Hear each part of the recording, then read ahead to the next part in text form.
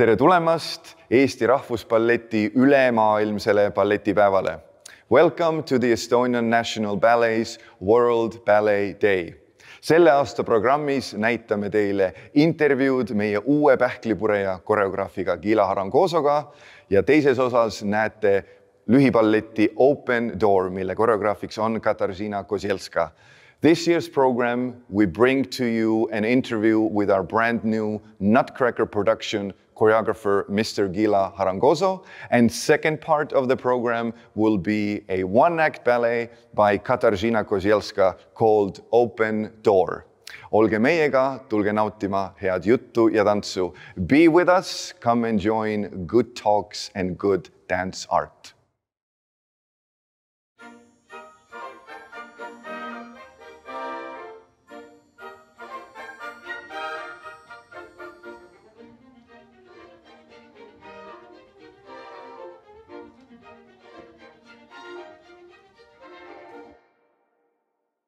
Hello, Mr. Gyula Harangozó.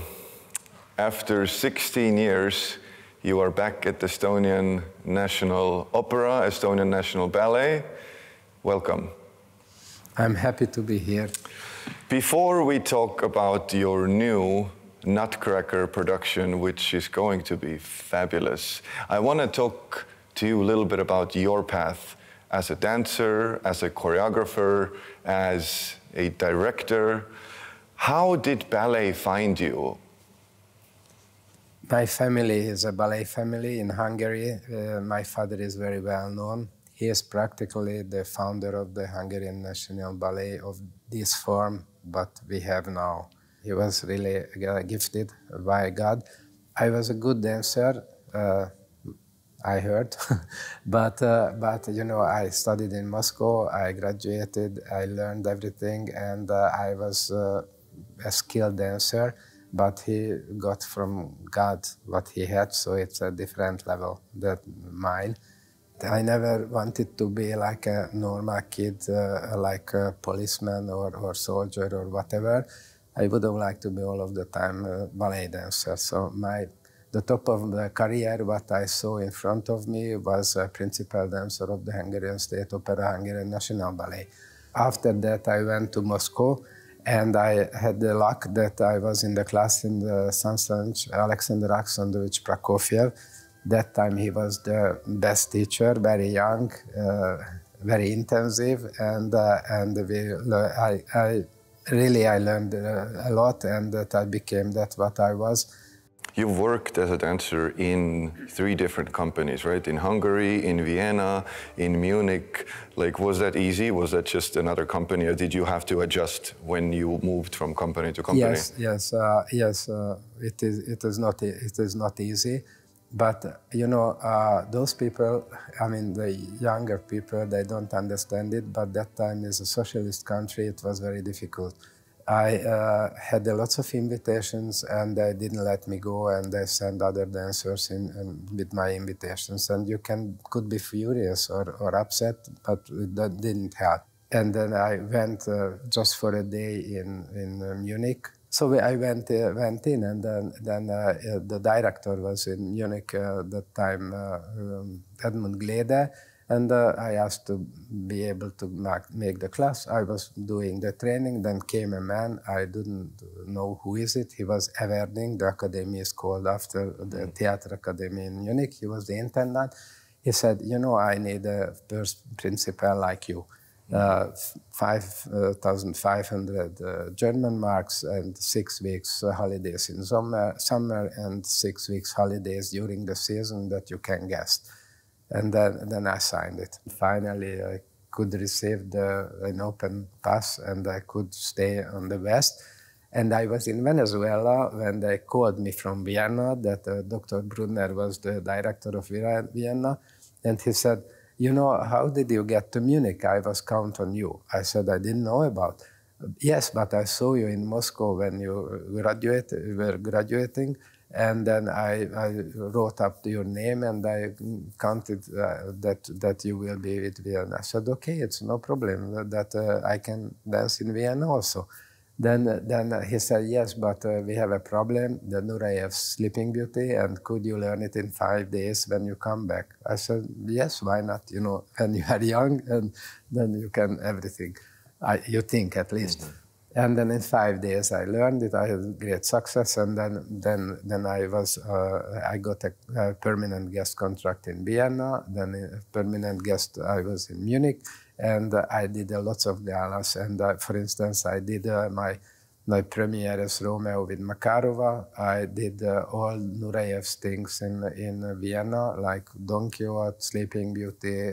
I danced the Raimund, the premiere, and Rudy was the very interesting because generally he doesn't let anyone in front of him go out on the stage, and he gave me the premiere and he did the second show, so I was very proud of that.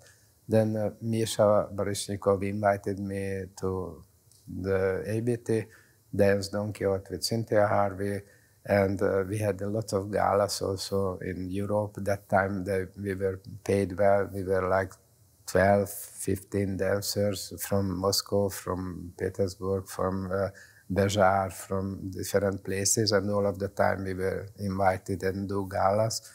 So it was very nice. I don't complain. So Gyula, being a star dancer, being a good businessman, ballet manager, then a successful director, how did choreography start? Did you want to choreograph?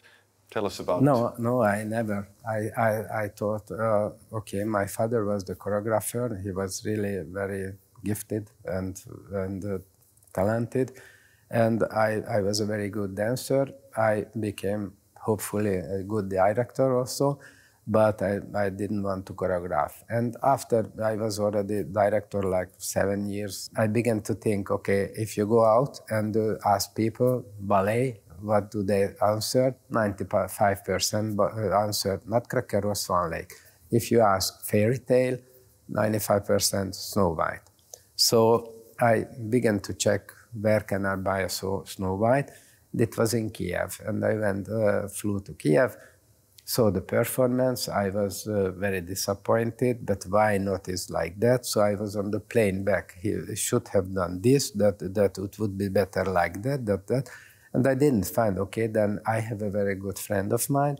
He is a composer, he is a musical composer, so it's a different kind of music, and it's more more for the young people, let's say, than opera or very serious music. And I asked him if you have an idea to make with me Snow White. Yes, I want. So we sat down, we had a brainstorming, and it went very well. He said if I write the script, then he will do the music.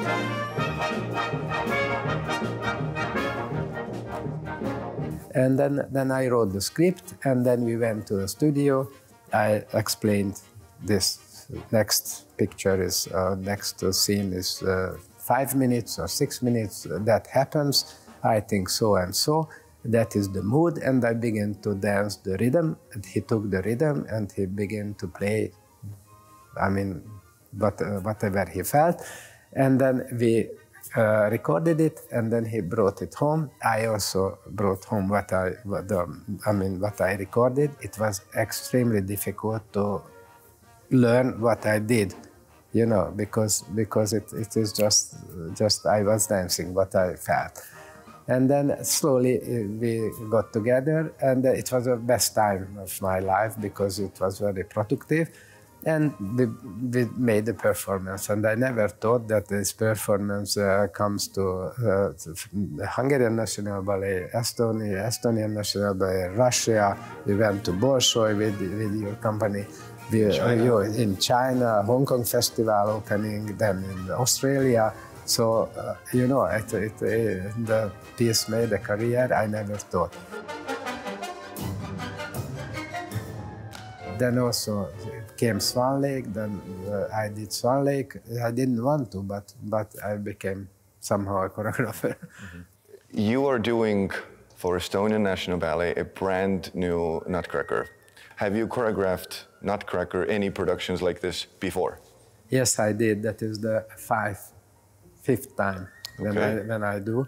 So first in Vienna State Opera and then Vienna Fox Opera, a bit different. Then I had the possibility in Hungary to do a big production with in a sport hall with circus artists as well. So like China dance, the jongleurs, and then the Russian is like street dancers who are turning on their heads and doing jumping saltos and things.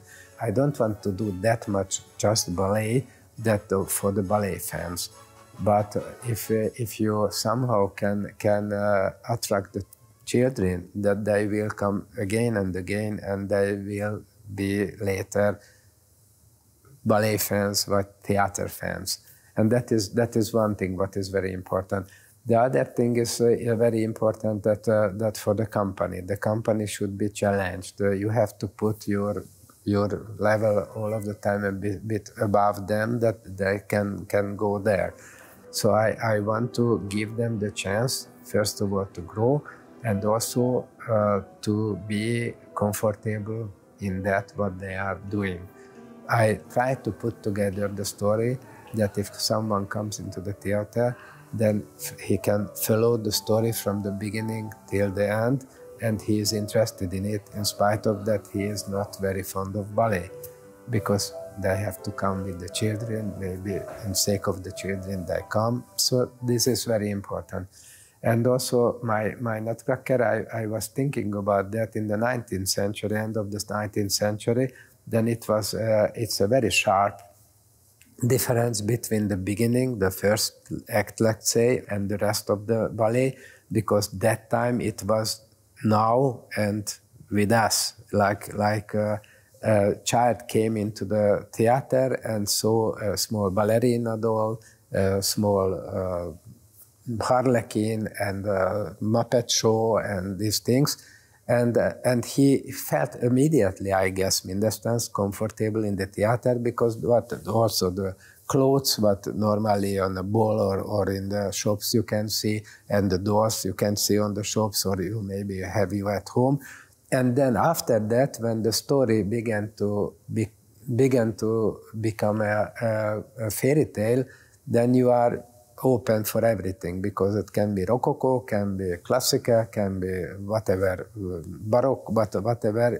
Because when you dream, you have no limits to dream. So I try to make it contemporary in that sense, that I put Barbie, I put Spider-Man or a robot, because you have to compete all these gadgets like telephone or TV or computer, iPad. So in the theater, if someone comes, then in the theater it's very important, because it's a common something what you live together with the artist at the same time, and it's now and it happens, and you are part of that what happens. So it is a difference if you have something and you are watching it. But in spite of that, you have to compete with what you see on stage, and the whole story is light to digest, and it's challenging for the company. It's technically challenging, all the pas de deux or variations and everything. So the first part of the show is now and very good for the children. And the second part of the show, it's a serious and very hard work for in the classical sense of the ballet. And I do hope, as I see, you have very good dancers here, and really I am very fond of them. And I guess we can achieve something where it will be a very good show. The story is still classical.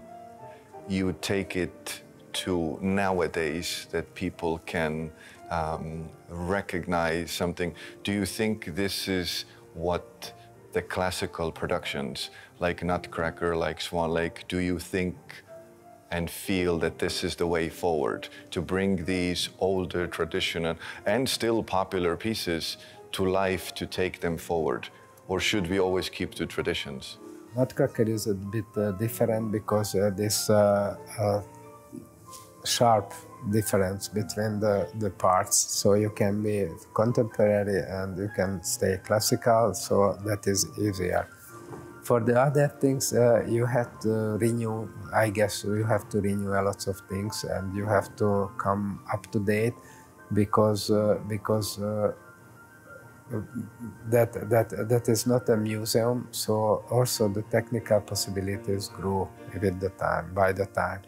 Also, I guess it was a social event when you went to theater 200 years ago or 100 years ago, you know, because you didn't have at home TV or maybe even no radio, no nothing. So it was not just that you was watching the show, but also you could meet people, you could make business, you could gossiping or whatever. So it was 4 hours, 5 hours, doesn't make any difference.